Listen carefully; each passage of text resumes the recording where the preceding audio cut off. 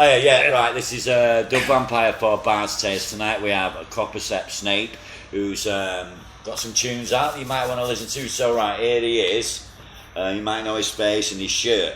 So the first question is okay, what are your roots, where you're from and all that? Dribble. So do you want my roots for music? Yeah, let's have the root. No, you as a human being. Yeah. People want to know. As a human being, okay, so I'm from Hyde, and then I lived in Burnage, in the next street, next to the Gallaghers, but I was far too young to know him.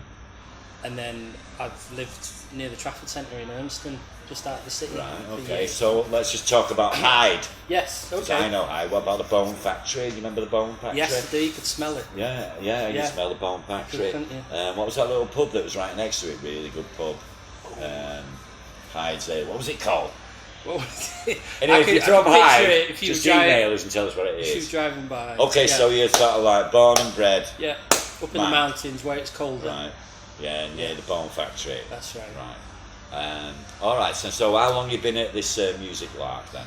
I'd say about if I could say like professionally, I'd say probably about 3 years now. Right. As a solo songwriter, because before that I used to be a singer in a couple of bands when I was in like my mid-20s. Right.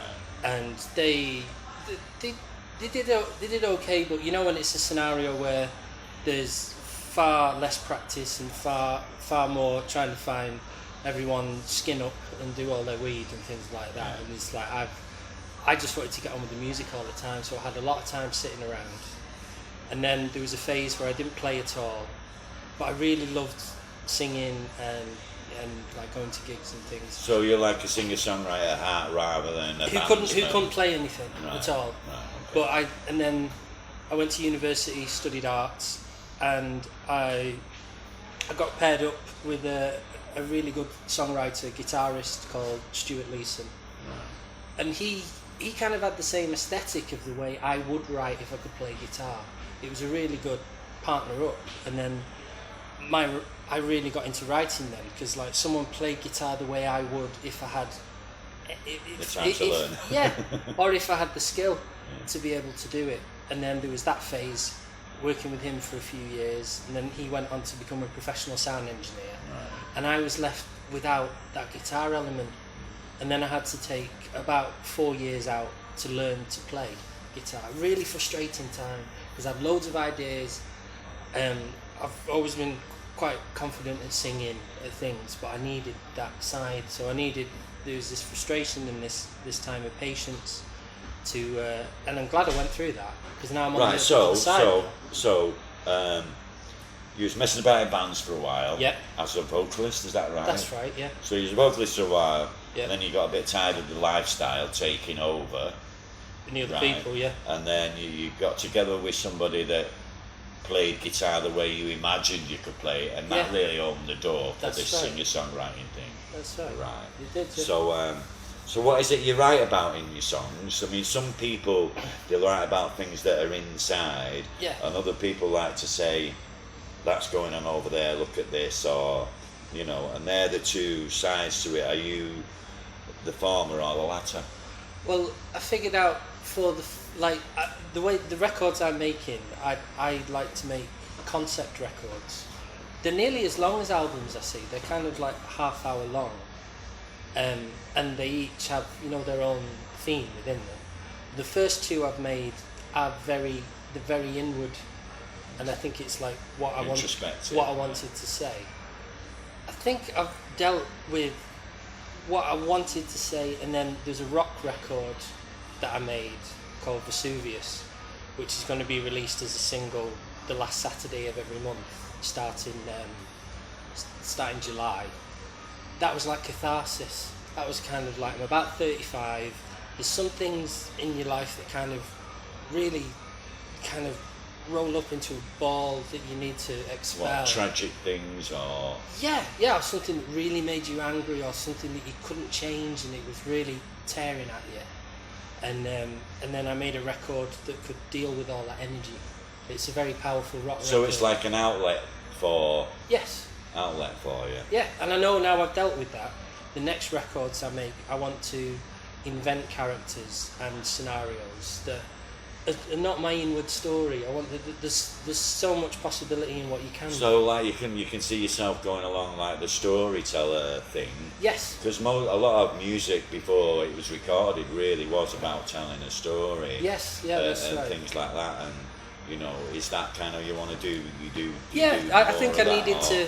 There was this phase where I couldn't get out the songs I wanted to, and then it took too long, and then I had to learn to play guitar. Then I dealt with these like inward messages I wanted to sort out, and now I can do that storyteller role. Because I work in for over 10 years now. I've worked in a massive bookshop, and I've been surrounded by stories and characters and things people make up, the magic of that, and I think that's rubbed off on me. Where do you see yourself in 5 years' time? Funny, I see.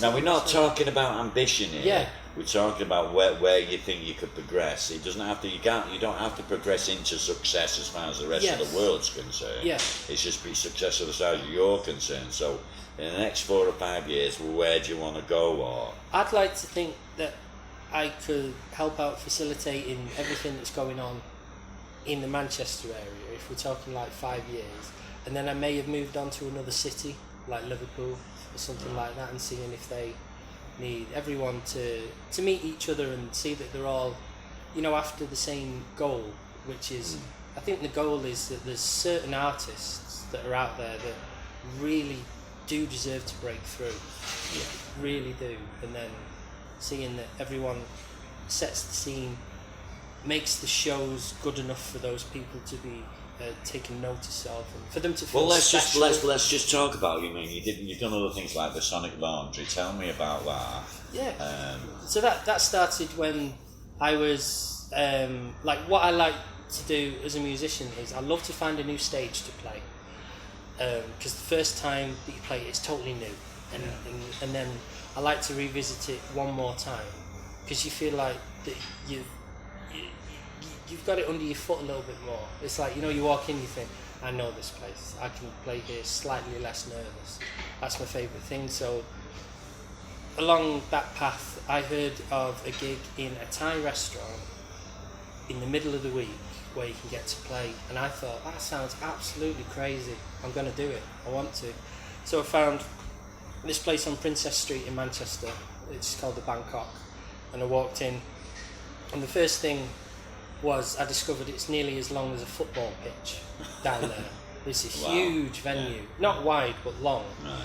And so then, it's a big corridor. Yeah, and then I had a Karate Kid moment, because like a wonderful Mr. Miyagi type man really appeared into view. He's called Krin, Master Krin. Master Krin, yeah, and he's the owner of the club. I think it was Thai kickboxing.